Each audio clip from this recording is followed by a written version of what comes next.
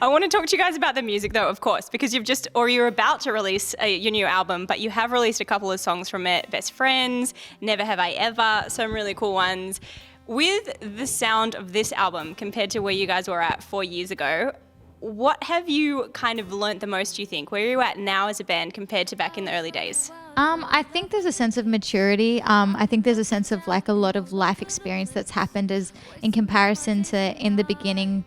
I think a lot of the songwriters were writing based on what they know, but then this is now very genuine sound and what we, I guess, want to listen to, what we want to sing, what we want to declare over the youth, because it's genuine and we've actually had an experience through life to get us to this place as well, and to be smart the way we're doing it as well, I think. Yeah, I think we've gone through a journey of going, like, when we started Young and Free, being a part of the youth ministry as just coming out of being students, and so we had this kind of real excitement about that. And I think one thing that's changed for us is that we kind of grew up, we moved on. Our last album, the third album, was very much like a introspective album with studio record, and I think this album is kind of us showing our appreciation for the importance of like gathering, and we recorded at summer camp for that reason. And so I think this for us like is mature, like Renee said, but it's also going, oh wow, okay, like this is what we have here at church, at Hillsong, in our youth group, is really special and unique.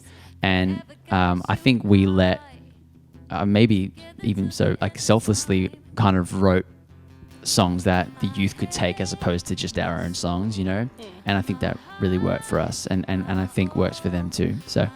And I guess you didn't know that COVID was around the corner when you obviously wrote these things, but you are celebrating gathering and you're bringing these huge declarations to people that are really important for this kind of time. What sort of things inspired the music on this album?